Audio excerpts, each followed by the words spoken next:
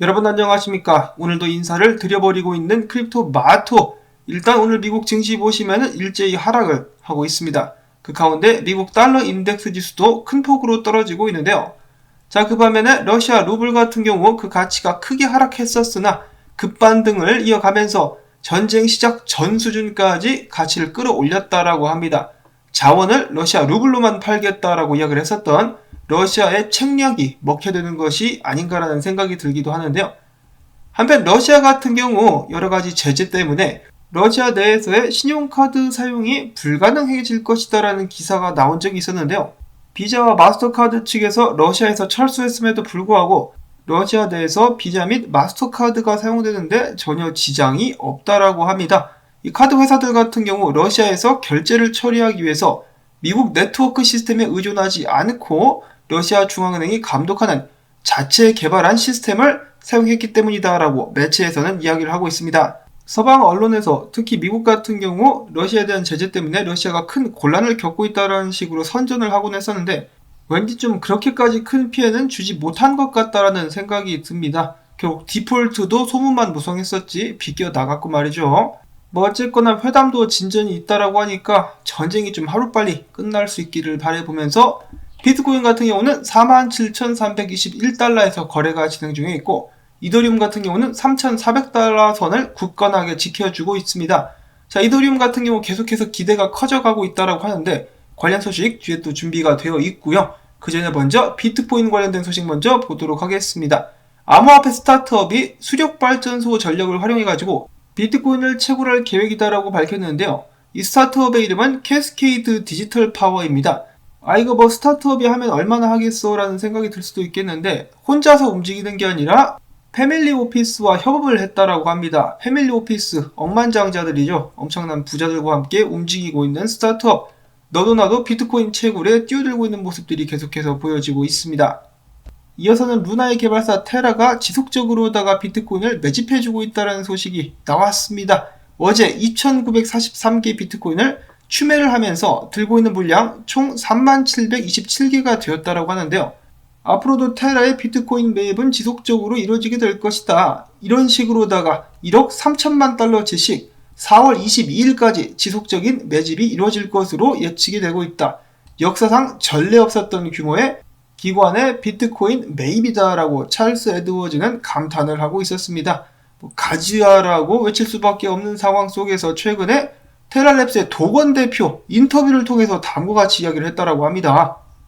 테라 같은 경우는 이 사토시를 제외한 세계 최대의 비트코인 보유자가 될 것이다.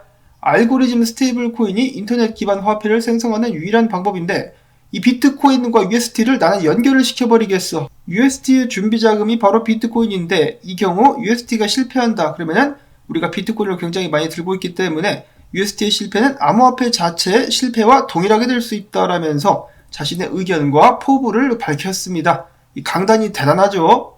역사적으로 스포츠 업계를 비롯해가지고 전 세계를 뒤흔드는 한국인들은 언제나 한두 명씩 출연을 했었는데요. 암호화폐 업계에서는 이 도건 대표가 또 이제 크게 한 방을 날려주고 있는 모습이 보여지고 있습니다. 자, 도건 대표 과연 암호화폐 업계의 BTS가 될 수 있을 것인가? 비트코인 커뮤니티를 열광케 만들고 있습니다. 자, 다음으로 지난 7.7년간 이런 표현은 많이 못 들어봤는데 아무튼 7년 이상 휴면이었었던 비트코인 지갑에서 11,325개의 비트코인의 이체가 발생했었다라고 합니다. 웨일 얼럴트 같은 경우는 이야기하기를 아마도 해킹을 당했었던 암호화폐 거래소 크립시와 연관되었을 수도 있겠다라는 의견을 밝히기도 했었습니다. 일단 테라랩스를 주축으로 해가지고 비트코인 매수세가 두드러지고 있는 가운데 비트코인 가격은 계속해서 잘 버텨주고 있는 모습이 보여지고 있습니다. 분석 같은 경우는 며칠 전과는 다를 것이 없는 것이 지금 계속해서 상황이 나쁘지 않다. 52,000달러까지 일단 달리게 될 것이다 라고 여러 분석가들이 계속해서 반복적인 이야기를 해주고 있기 때문에 뭐 특별한 분석은 이 이상 오늘은 공유를 하지는 않도록 하겠습니다. 자, 다만 만약에 롱에 몰빵이 걸린다 그러면은 한번 내려가겠죠. 레버리지 거래하시는 분들께서는 각별히 주의하실 수 있기를 바라면서 오늘은 기타 소식들 및 알트코인 관련된 소식들이 많이 있습니다. 첫 번째로 한국 소식 있습니다. 국내 소식.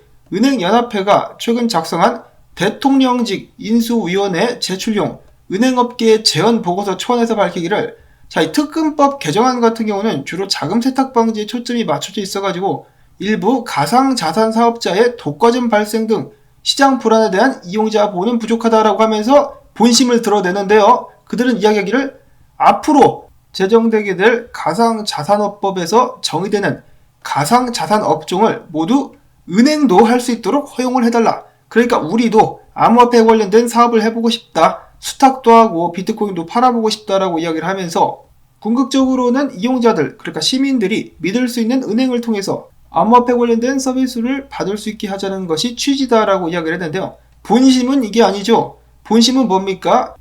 이거 암호화폐 거래소들이 돈을 너무 많이 버는데 배 아프다. 우리 은행들도 돈 좋아합니다. 이거 다 우리 거야. 우리가 돈 벌 거야. 암호화폐 거래소 돈 내놔 이 자식들아, 밥그릇 내놔 라고 외치고 있는 것이 아닌가라는 생각이 듭니다. 자, 그렇다 할지라도 제가 이 제안을 싫어한다라는 말씀이 절대로 아니고요.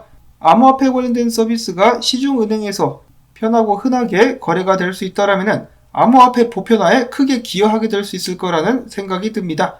그래서 좋은 소식이죠. 이렇게 될 수 있으면 좋겠다라는 생각이 드는데, 암호화폐 거래소랑 계약은 안 해주려고 하면서 이런 식으로 자신들이 사업에 뛰어들려는 은행들을 보면서 역시 이제 돈에 환장한 얍삽한 놈들이다라는 생각은 다시 한번 하게 됩니다. 자, 근데 잘 되면 좋겠고, 이어서는 끼르기스스탄 의원이 정부의 암호화폐 합법화를 촉구했다라고 합니다. 자, 여러 나라에서 이러한 움직임들이 일어나고 있다라는 것이겠죠. 전 세계 각지에서 암호화폐를 합법화시켜야 된다라는 목소리가 높아져 가고 있습니다.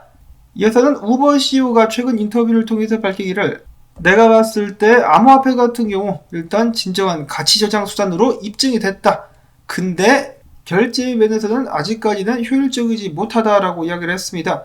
좀 더 결제적인 부분에서 이 발전이 있을 수 있다면 우버도 조만간에 암호화폐 결제를 수용하게 되지 않을까라는 생각을 해볼 수가 있겠고요. 다음으로는 에이다 관련된 소식. 에이다에 빠져나갔었던 고래들이 돌아왔다. 2월달 가출했었던 고래들이 집으로 돌아왔다라는 소식이 나왔습니다. 에이다를 100만 개에서 1000만 개가량 들고 있는 고래들의 숫자가 최근 9일 동안 42개가 증가하게 되면서 거래량 또한 크게 증대됐다라고 합니다.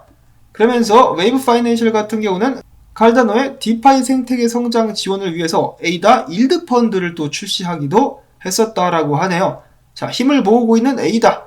다음은 칠리즈 토큰을 기반으로 하고 있는 회사 소시오스.com, 소시오패스가 아니라 소시오스예요. 소시오스.com이 유명 축구 선수죠. 메시와 함께 홍보 계약을 체결을 했다라는 소식이 나옴에 따라서 칠리즈가 30% 급등을 하게 되었다라고 합니다.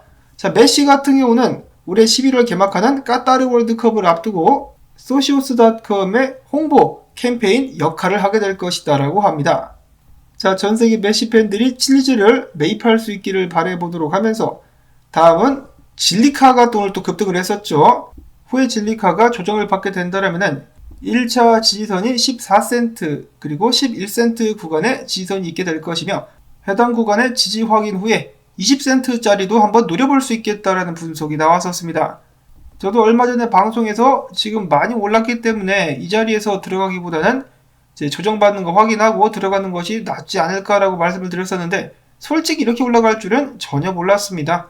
진리카로 수익 내고 계신 분들께 축하드린다는 말씀을 전해드리고요. 자, 다음으로는 루나입니다. 앞에서 크게 화제가 됐었던 테라랩스의 루나 같은 경우 조정을 받게 된다면 매수 찬스가 될 수 있겠다. 루나의 미래가 기대된다라고 유명 분석가인 젠 분석가는 이야기를 했었고요.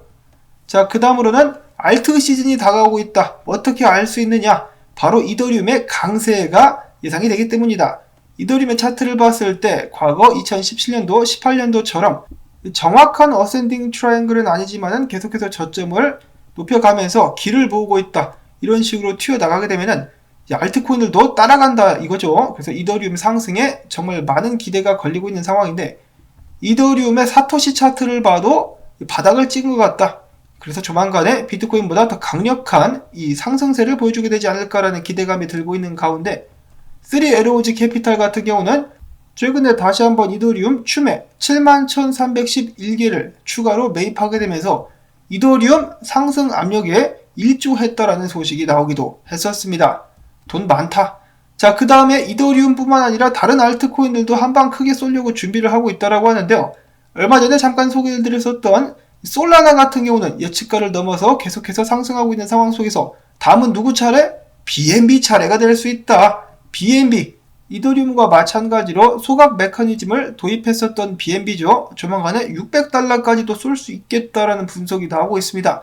일본 기준 200 EMA짜리를 뚫고 올라온 BNB, 슬슬 시동을 걸어가지고 509달러를 뚫게 된다. 그러면 676달러까지도 열려있다라고 볼 수가 있겠습니다. 그래서 이런 식으로다가 크게 둥글게 강강술래를 그리면서 달나라까지 돈에나 하게 될 수 있다라는 기대감이 나오고 있고, 다음 알트코인 같은 경우는 아박스인데요. 오랜만에 문 오버로드 분석가의 분석, 별다른 언급은 없습니다. 내가 봤을 때 아박스가 조만간에 전고를 뚫고 올라갈 것 같다라는 말을 남기기도 했었고, 이어서는 네브라스칸 구너 분석가가 보고 있는 차트 LAC라는 코인인데요. 뭔 코인인지는 모르겠지만 최근에 이런 식으로다가 장을 뚫고 올라와가지고 지지 확인까지 마친 상황이라고 합니다. 그래서 크게 쏠 수 있겠다라는 기대감을 이제 슬슬 높여가고 있다라고 하고, 다음으로는 작년에 또 크게 한따까리 했었던 RSR도 이제 둥글게 바닥을 그리면서 거래량이 슬슬 기어 나오고 있다. 이러다가 이제 저항 뚫고 크게 올라갈 수 있겠다라는 분석이 나왔는데요.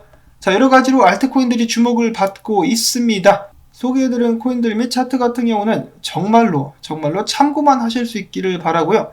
언제나 투자는 조심조심 하시면서 유의하시면서 진행하실 수 있기를 바랍니다. 여러분들께서 또 직접 공부하시는 거 잊지 마시고요.